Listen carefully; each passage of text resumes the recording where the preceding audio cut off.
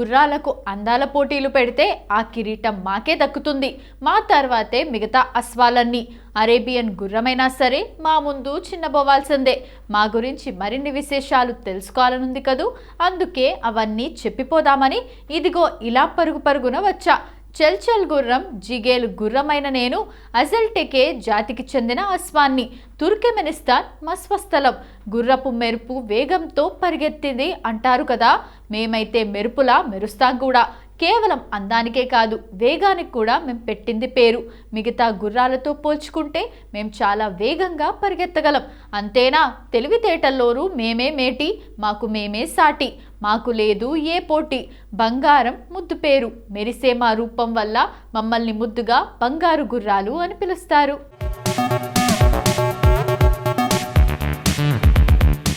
చైనీయులైతే స్వర్గపు గుర్రం అని కీర్తిస్తారు. అయినా ఎవరు ఎంత పొగిడినా ఏం లాభం. ప్రస్తుతం ప్రపంచం మొత్తం మీద మా జాతి గుర్రాలు 6,600 మాత్రమే ఉన్నాయట. అందులోనూ తుర్కెమెనిస్తాన్లోనే ఎక్కువగా ఉన్నాయి. యూరప్, ఉత్తర అమెరికా, చైనాలోనూ కొద్ది సంఖ్యలో ఉన్నాయి. ఎక్కువగా వ్యాధుల బారిన పడుతుంటాయి. సంఖ్య తక్కువగా ఉండటానికి ఇది కూడా ఒక కారణం.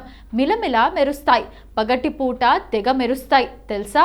సూర్యకాంతి వాటి మీద పడగానే ఒళ్ళంతా పట్టులా మెరుస్తుంది. ఈ మెరుపే ప్రత్యేక గుర్తింపు తీసుకొచ్చింది. సాధారణంగా 144 నుంచి 163 సెంటీమీటర్ల ఎత్తు వరకు పెరుగుతాయి. బరువేమో 430 నుంచి 500 కిలోల వరకు తూగుతాయి. ఎక్కువగా నలుపు, బూడిద, తెలుపు, గోధుమ రంగుల్లో కనువిందు చేస్తాయి. మెడ కూడా మిగతా గుర్రాలతో పోల్చుకుంటే పొడవుగా, బలంగా ఉంటుంది.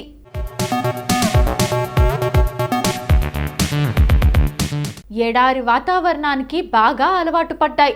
అందుకే ఎక్కువ నీరు, ఎక్కువ ఆహారం అవసరం లేదు. గతంలో ఈ జాతి గుర్రం ఒకటి 378 కిలోమీటర్లు ఎడారిలో ఏకదాటిగా 3 రోజులు ప్రయాణించిందట. అప్పుడు అది చుక్క నీరు కూడా తీసుకోలేదట తెలుసా. జంపింగ్ జపాంగ్. కేవలం పరుగులోనే కాదు, ఎక్కువ దూరం, ఎక్కువ ఎత్తు దూకడంలోనూ గ్రేటే. అందుకే గుర్రాల పోటీల్లో ఎక్కువగా గెలుస్తుంటాయి. వీటి చిత్రాలతో అజర్బైజాన్, తుర్కెమెనిస్తాన్, కజకిస్తాన్, రష్యా లాంటి దేశాలు స్టాంపులు కూడా విడుదల చేశాయి. తుర్కెమెనిస్తాన్ కరెన్సీ మీద కూడా ఈ బొమ్మ ఉంది తెలుసా. నేస్తాలు. మొత్తానికి ఇవి విశేషాలు. మనుషులకు మచ్చికైన జంతువుల్లో గుర్రాలది ప్రత్యేక స్థానం. పూర్వం వేగవంతమైన రవాణాకు, యుద్ధాల్లో రథాలను నడిపించేందుకు వీటిని వినియోగించేవారు. చాలా యూరప్ దేశాల్లో గుర్రాలను వ్యవసాయ పనులకు కూడా వినియోగిస్తారు.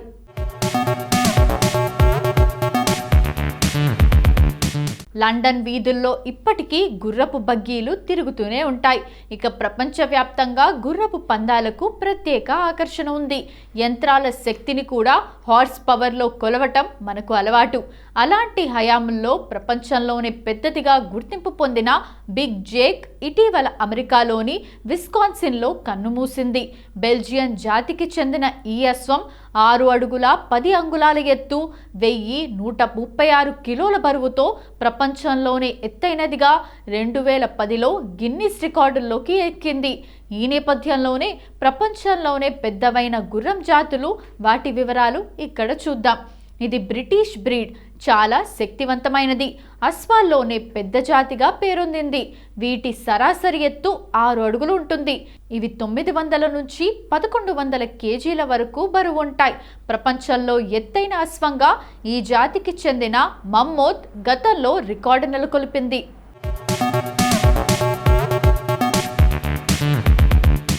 అది 7.1 అడుగుల ఎత్తుతో 1500 బరువు ఉండేది. క్లైడేస్ డేల్ స్కాట్లాండ్కు చెందిన బ్రీడ్. ఈ జాతి తురగాల సగటు ఎత్తు 6 అడుగులు ఉంటుంది. సుమారు 820 నుంచి 910 కేజీల వరకు బరువు పెరుగుతాయి. అరుదుగా ఒక్కో గుర్రం 1000 కేజీల బరువు వరకు పెరుగుతుంది. బ్రిటిష్ రాయల్ అశ్విక దళంలో ఇవి ఎక్కువగా సేవలు అందిస్తాయి. జాతీయ ప్రాముఖ్య దినాలు, ఇతర సందర్భాల్లో జరిగే పెరేడ్లలో ఇవి పాల్గొంటాయి. ఒక పోలీస్ ఆఫీసర్తో పాటు 56 కిలోల బరువుండే మ్యూజికల్ డ్రమ్స్ను మోస్తూ ఇవి పెరేడ్లో పాల్గొంటాయి. పెర్చెరాన్ పశ్చిమ ఫ్రాన్స్లోని హ్యూస్నే నది పర్వత సానువులు దీని జన్మస్థానం. ఇది నివసిస్తున్న దేశాల్లోని పరిస్థితుల ఆధారంగా దీని ఎత్తు, బరువు మారుతూ ఉంటాయి. ఫ్రాన్స్లో ఇది సుమారు 5.10 అడుగుల నుంచి 6.01 అడుగుల ఎత్తు, 500 నుంచి 1200 కిలోల బరువు వరకు ఉంటుంది.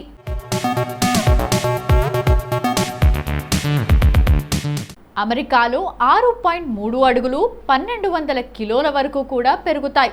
బ్రిటన్లో సుమారు 5.5 అడుగుల ఎత్తు, 810 కిలోల బరువు ఉంటాయి.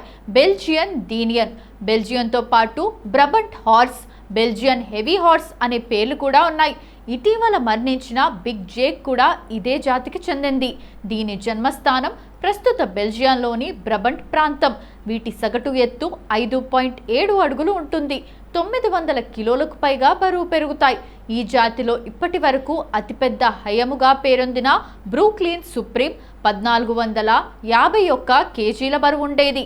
6.5 అడుగుల ఎత్తు ఉండేది. ఇది చాలా కాలం క్రితం కన్నుమూసింది. డచ్ డ్రాఫ్ట్ నెదర్లాండ్స్కు చెందిన జాతి ఇది. కోల్డ్ బ్లడెడ్ తరహా అశ్వం. ఇది చాలా అందంగా ఉంటుంది. దీని కదలికలు చూడచక్కగా ఉంటాయి. అనుకువగా మసులుతుంది.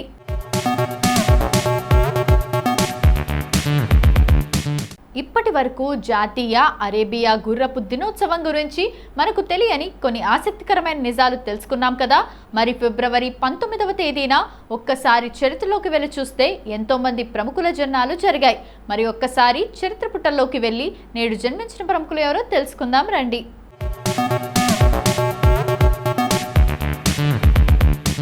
ఛత్రపతి శివాజీగా ఖ్యాతి పొందిన శివాజీ రాజే భోంస్లే పశ్చిమ భారతదేశాన మరాఠా సామ్రాజ్యాన్ని నెలకొల్పి మొఘల్ సామ్రాజ్యాన్ని ఎదిరించాడు.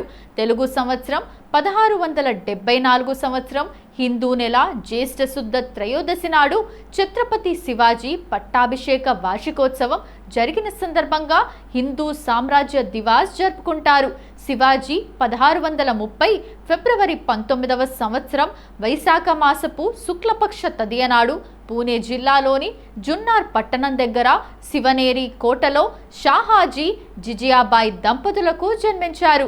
షాహాజీ పూణేలో తన జాగీరు వ్యవహారాలను తన భార్యకు అప్పగించి యువకుడైన శివాజీకి రాజనీతి వ్యవహారాలు నేర్పటానికి కొందరు ముఖ్య అనుచరులతో కలిసి ఒక విభాగాన్ని ఏర్పాటు చేసి తాను బెంగళూరు జాగీర్కి వెళ్ళాడు. శివాజీ తల్లి అతనికి పుట్టిన భూమిపైన ప్రజలపైన ప్రేమ కలుగునట్లు విద్యాబుద్ధులు నేర్పింది. చిన్నప్పటి నుంచి భారత రామాయణ బలిచక్రవర్తి గాథలు చెప్పి వీర లక్షణాలు మెలికింప చేసింది.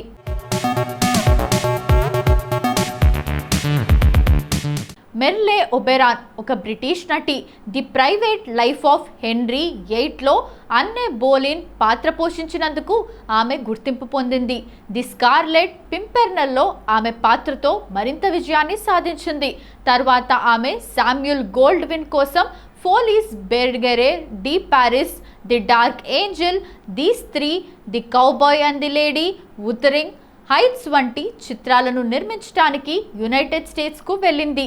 ది డార్క్ ఏంజిల్లో కిట్టి వేన్ పాత్రలో ఆమె నటన ఆమెకు ఉత్తమ నటిగా అకాడమీ అవార్డుకు నామినేషన్ సంపాదించి పెట్టింది. ఒబెరాన్ నటించిన ఇతర ముఖ్యమైన పాత్రల్లో A Song to Remember, Berlin Express, Desiree ఉన్నాయి. Estelle Merle O'Brien Thompson British ఇండియాలోని బొంబాయిలో 1911 ఫిబ్రవరి 19న జన్మించారు.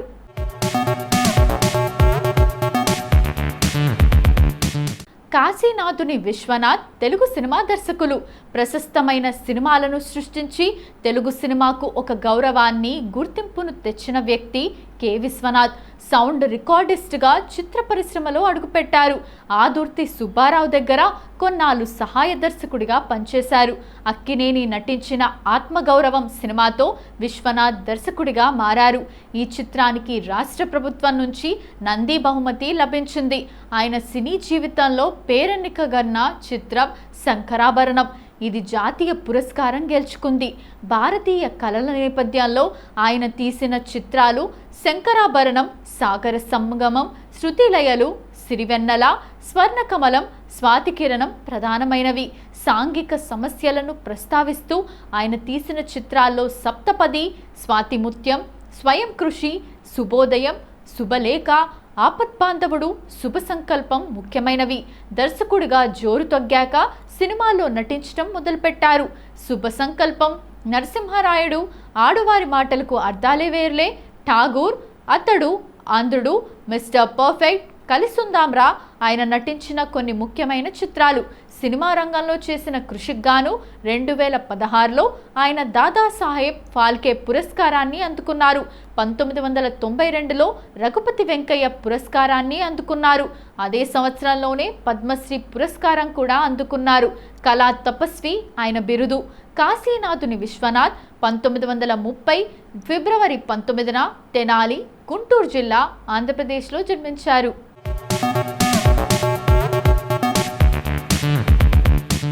సోను వాలియా ఒక భారతీయ మాజీ నటి, మోడల్, సౌందర్య పోటీ టైటిల్ హోల్డర్. ఆమె ఫెమీనా మిస్ ఇండియా యూనివర్స్ 1985ను గెలుచుకుంది. ఆమె పుట్టిన పేరు సంజీత్ కౌర్ వాలియా. ఆమె ఖూన్ భారీ మాంగ్ చిత్రంలో తన పాత్రకు బాగా ప్రసిద్ధి చెందింది. దీనికి ఆమె ఉత్తమ సహాయ నటిగా ఫిల్మ్ఫేర్ అవార్డు గెలుచుకుంది. సైకాలజీ గ్రాడ్యుయేట్, జర్నలిజం విద్యార్థి అయిన వాలియా మోడలింగ్ను చేపట్టి ఫెమీనా మిస్ ఇండియా పోటీల్లో టైటిల్ గెలుచుకుని మిస్ యూనివర్స్ 1985 భారతదేశానికి ప్రాతినిధ్యం వహించింది. సోను వాలియా 1985లో మిస్ ఇండియా పోటీలో గెలిచి మిస్ యూనివర్స్కి పోటీ చేయడానికి వెళ్ళింది. సోను వాలియా హోటల్ యజమాని, భారతీయ చిత్ర నిర్మాత, అమెరికాలో నివసిస్తున్న ఎన్ఆర్ఐ అయిన సూర్య ప్రతాప్ సింగ్ను వివాహం చేసుకుంది. ఆమె 2009లో మరణించింది. సోను వాలియా ఫిబ్రవరి 19, 1964న న్యూఢిల్లీలో జన్మించారు.